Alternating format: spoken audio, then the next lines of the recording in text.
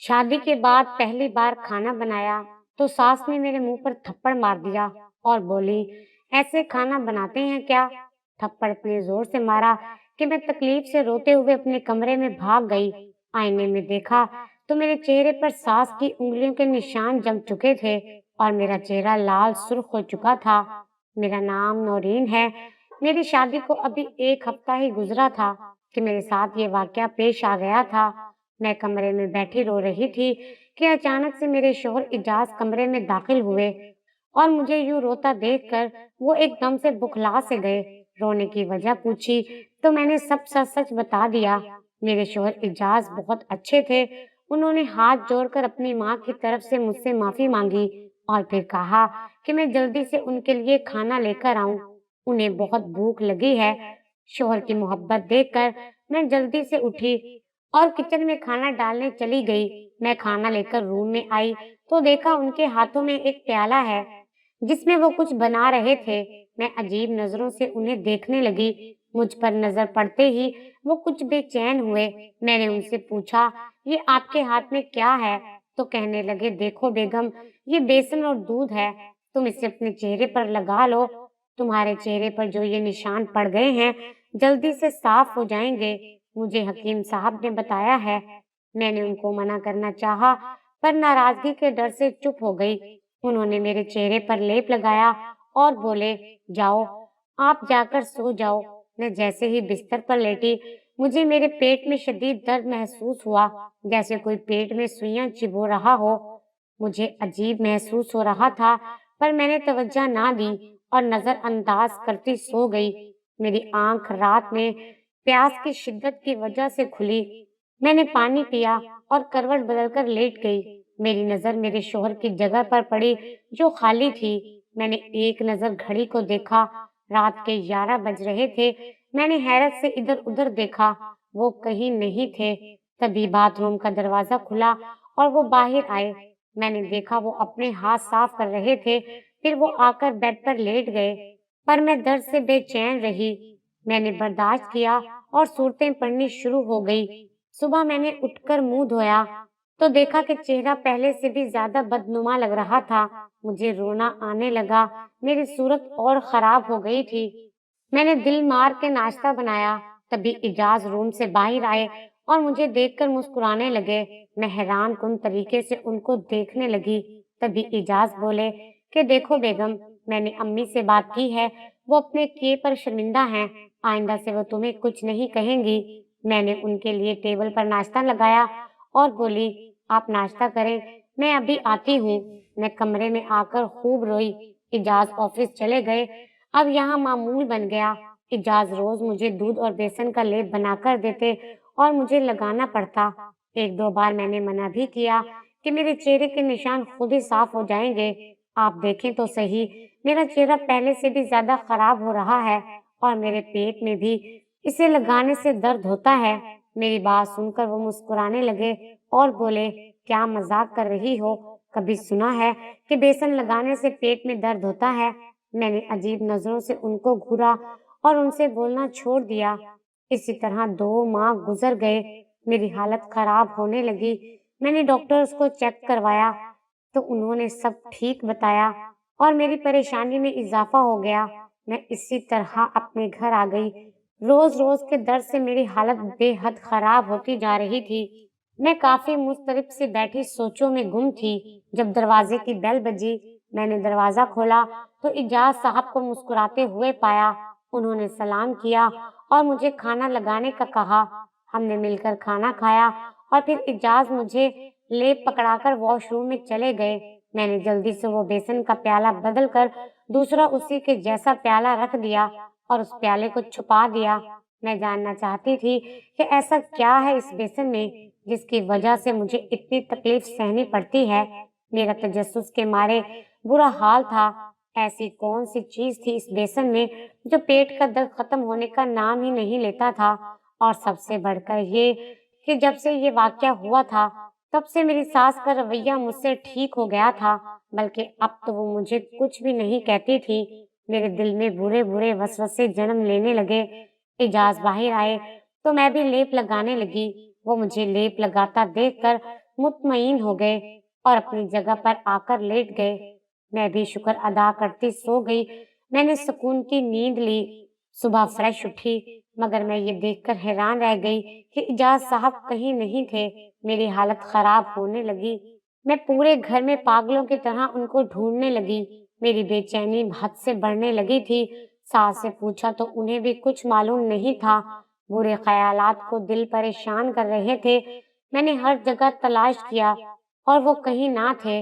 मैंने रो रो कर उनको पुकारा, ना जाने वो कहाँ चले गए थे।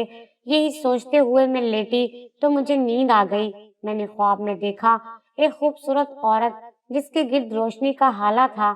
उसने सफेद पोशाक जेब तन की हुई थी। वो औरत मुझे पुकार रही थी। मैंने देखा वो बेहद हसीन लग रही थी। उसके हाथ में वही प्याला दिखाई दे रहा था जिसमें इजाज मुझे रोज लेप बनाकर लगाते थे। उस प्याले पर भी रोशनी का हाला था। उस औरत ने मुझे देखा और बोली, क्या हुआ लड़की, क्यों परेशान हो? मैंने कहा, मेरे शौहर सुबह से लापता हैं। मेरे साथ थे, लेकिन अब उनका कुछ पता नहीं चल रहा। मैं क्या करूं? वो मुझे देखकर मुस्कुराने लगी और बोली, तुम नेक औरत हो। तुमने एक गलती कर दी है। इसी गलती की तुम्हें सजा दी गई है। जाओ, ढूंढो तुमने क्या खोया है। कोई ऐसी खास चीज ढूंढो जो तुम्हारे शौहर से जुड़ी हो, जिससे तुम्हारा शौहर बहुत करीब हो। जब तुम वो चीज ढूंढोगी तो तुम्हारा शौहर भी वापस आ जाएगा। वो औरत ये बोलकर गायब हो गई। मैं नींद से बेदार हुई तो सोचा ऐसा क्या है जो इजाज से जुड़ा हुआ है। तो मुझे वो प्याला याद आया जो शायद शादी के बाद से ही हमारे साथ था। हाँ, वो ही प्याला, उसी की वजह से ये सब हुआ है। लेकिन ऐसा क्या है उस प्याले में? मैंने बेड के नीचे से वो प्याला निकाला और गौर से उसे देखने लगी। वो बाकी प्यालों की तरह था। मैंने उस प्याले को बेड पर रखा और खुद वजू करके नमाज पढ़ने चली गई। थोड़ी देर बाद मैं वापस आई तो देखा इजाज बेड पर आराम से सो रहे थे। मैंने दिल से अपने रब का शुक्र अदा किया और उनके पास जाकर उनको जगाने लगी। वो अपना सर थाम कर उठ बैठे और मुझे घूरने लगे और बोले, नौरीन, तुमने मुझसे झूठ बोला कि तुमने वो लेप लगाया है, लेकिन तुमने वो लेप नहीं लगाया था। मैंने इजाज से माफी मांगी, उनके कपड़े निकालने लगी। वो ऑफिस के लिए तैयार हुए और नाश्ता करने लगे। इजाज ने मुझे अल्लाह हाफिज बोला और चले गए। मैंने उन पर आयतल कुर्सी पढ़कर फूकी और अपना काम करने लगी। मैं काम से फारिग हुई तो कल का सारा वाकया मेरी आंखों के आगे ताजा हो गया। मैंने सब चीजों के बारे में गौर से सोचा। आखिर कौन सा राज छुपा था इस प्याले में? क्या बात थी जो इजाज मुझसे छुपा रहे थे? मेरे लेप ना लगाने पर उनका रवैया मुझे कुछ सोचने पर मजबूर कर रहा था। मैं अपने ख्यालों में गुम थी कि बाहर से चूड़ियां बेचने वाली औरत की आवाज सुनाई दी, पुराने प्याले और जूते वगैरह देकर नई चूड़ियां ले लो। मैंने आवाज सुनी तो बाहर आ गई और उस औरत के पास चूड़ियां देखने लगी। मैंने उससे चूड़ियां ली और उसे प्याले दे दिए। वैसे भी मेरे पास काफी प्याले हो गए थे। मैंने चूड़ियां ली और खुशी से अपने हाथों में पहनने गुनगुनाने लगी। फिर मैंने इजाज के कपड़े प्रेस किए और टीवी देखने लगी, पर मेरा ध्यान अब भी इजाज की बातों पर था। उनकी बातों से जाहिर था कि वो कोई बहुत बड़ा राज अपने दिल में दबाए बैठे हैं। सुबह से शाम होने को आई थी, इजाज अब तक घर नहीं लौटे थे। सास तो वैसे ही अब मुझसे बहुत कम वास्ता रखती थी। मैं परेशानी से दरवाजे पर अपने शोहर की राह तकने लगी। मैंने 2 नफल हाजिद के पढ़े और रब से इजाज की सलामती की दुआएं मांगी। कुछ देर बाद मुझे गाड़ी का हॉर्न सुनाई दिया। मैं बाहर आई तो देखा इजाज का हाथ पट्टियों में जकड़ा हुआ था। चेहरे पर भी खराशें थी। मैं गमजदा हो गई। इजाज को मैंने सहारा देकर बेड पर लिटाया और बाहर आकर रोने लगी और इजाज की सेहत के लिए दुआ करने लगी। रात हुई तो मैंने इजाज को सूप दिया और खुद प्याला ढूंढने किचन में चली आई। मैंने सारा किचन छान मारा, पर मुझे कहीं भी वो प्याला ना मिला।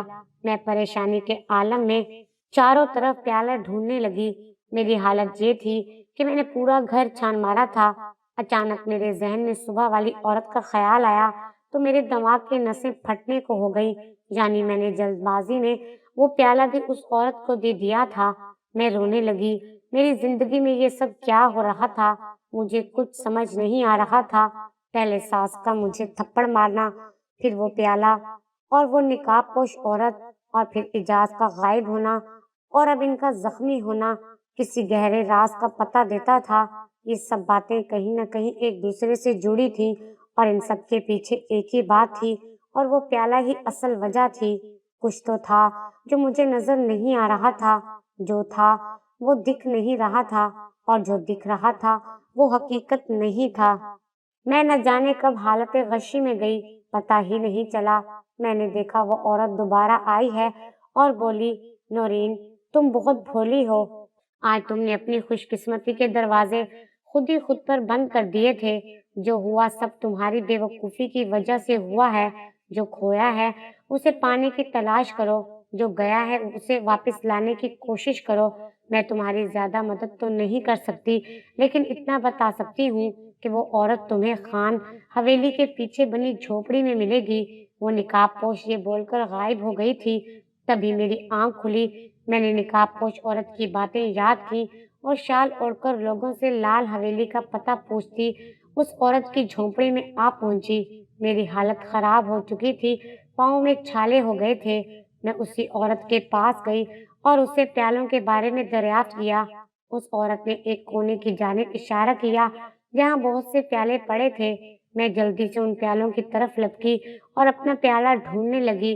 मुझे याद था कि उस प्याले पर तलवार का निशान था। इतने प्यालों में ढूंढना मुश्किल था, पर मैंने हिम्मत ना हारी और अपने काम में लगी रही। मेरा दिल बुरी तरह से अंदेशों में घिरा हुआ था। मेरी हिम्मत जवाब दे रही थी जब मेरी नजर झोंपड़ी के एक कोने में पड़े प्याले पर पड़ी। मैंने फौरन वो प्याला हाथ में उठाया और उसे गौर से देखने लगी। उस पर बिल्कुल वही तलवार का निशान था। मेरी खुशी और हैरत की इंतहा न रही ये देखकर कि मुझे प्याला मिल गया है। मैंने प्याला लिया और दिल में रब का शुक्र अदा किया। फिर मैं अपने घर की जानिब लपकी। मेरी खुशी काबिले दीद थी। मेरा रब बड़ा करीम था, जिसने हर मोड़ पर मेरा साथ दिया था। मैं जल्दी से घर आ पहुंची और उस प्याले में लेप बनाकर अपने चेहरे पर लगाने लगी। मैंने जैसे ही लेप लगाया, इजाज को होश आने लगा। वो उठकर मुझे देखने लगे। मैंने हंसते मुस्कुराते उनको देखा तो दिल से मुस्कुराई। वो खुश थे तो मैं भी खुश थी। मैंने हौले से उनका सर दबाना शुरू किया। वो भी सुकून महसूस करते हुए सो गए। अगली सुबह मेरी आंख दरवाजे की दस्तक से खुली। मैंने बाहर जाकर देखा तो सामने एक उढेर उम्र सवाली खड़ा सवाल कर रहा था। मैंने उसे आटा और पैसे देने चाहे, जिससे उसने इनकार कर दिया।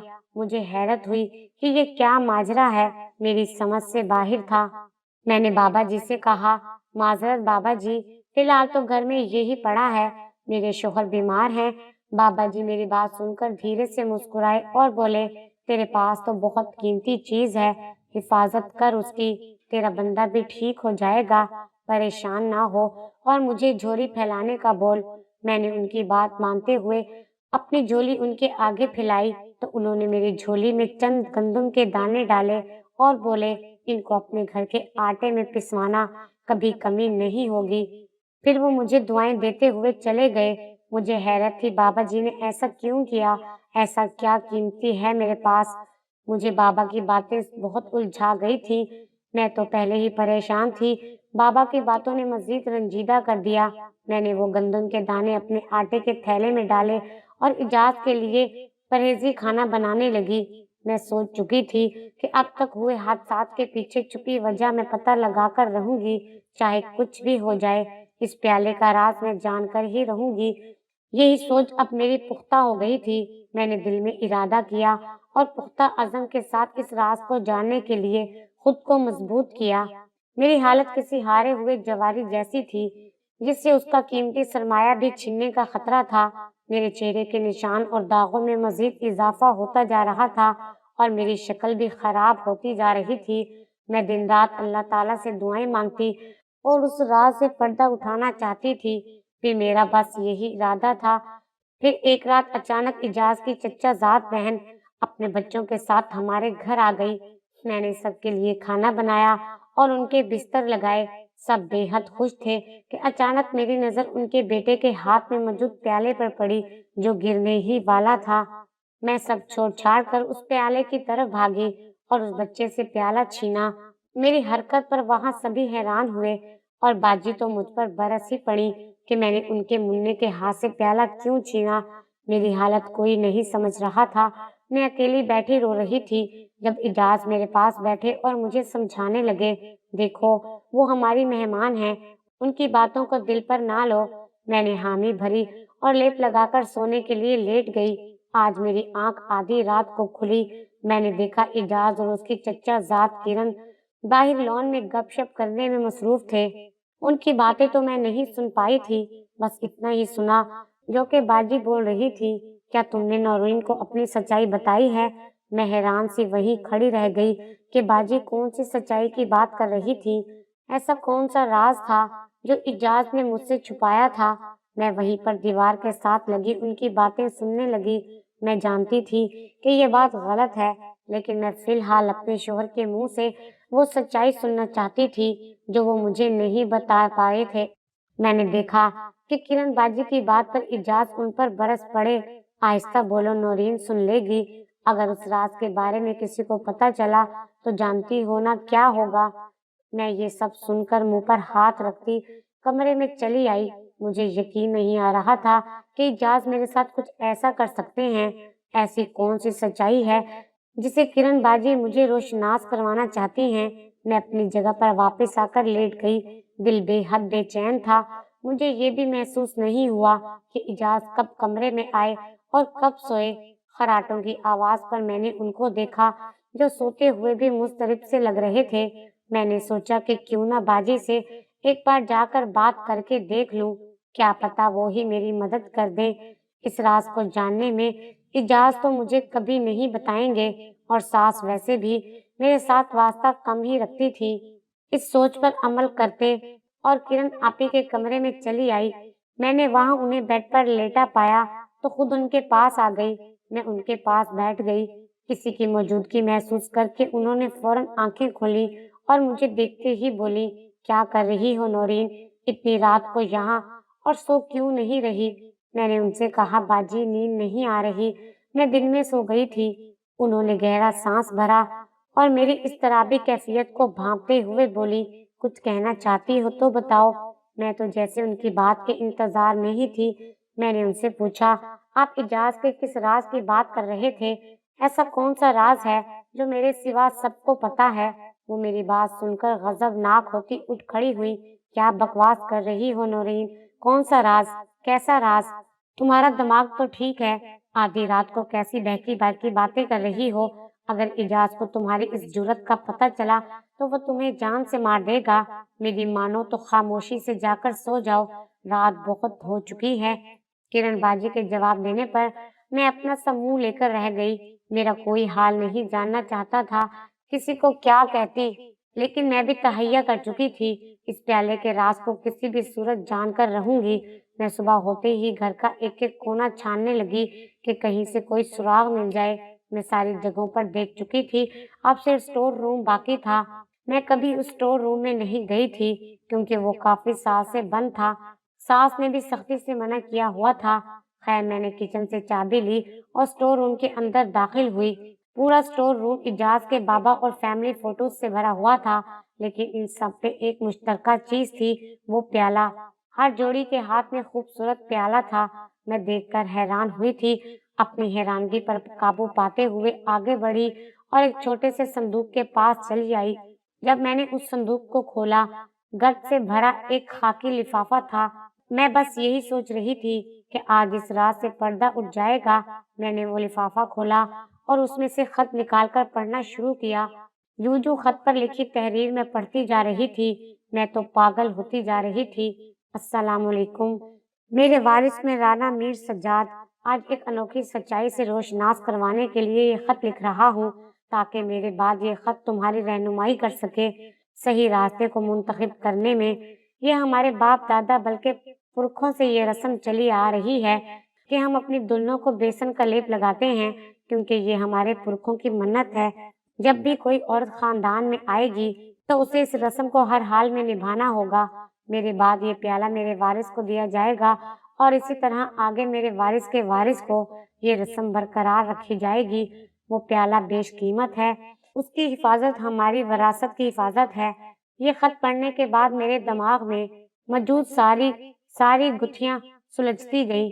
مجھے ساس نے بلا وجہ تھپڑ کیوں مارا تھا؟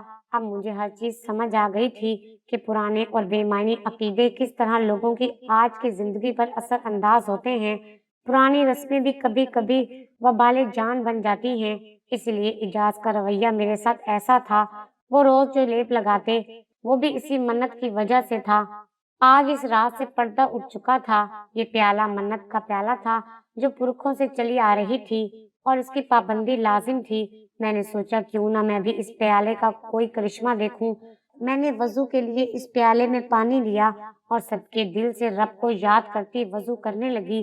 جیسے ہی میں وضو کر کے فارغ ہوئی، میں نے شیشے میں اپنا چہرہ دیکھا جو بے داغ دکھائی دے رہا تھا۔ میں نے آنکھیں مسیحا کر کے دوبارہ دیکھا تو منظر اب بھی وہی تھا۔ میں رب کے حضور جھکی، شکرانے کے نفل پڑھنے لگی۔ آج مجھے پتہ چل گیا تھا کہ بات صرف عقیدے کی ہوتی ہے۔ جب ہم کسی چیز کو اپنا عقیدہ مان لیں تو ہمیں اسی گمان کے مطابق عطا کیا جاتا ہے۔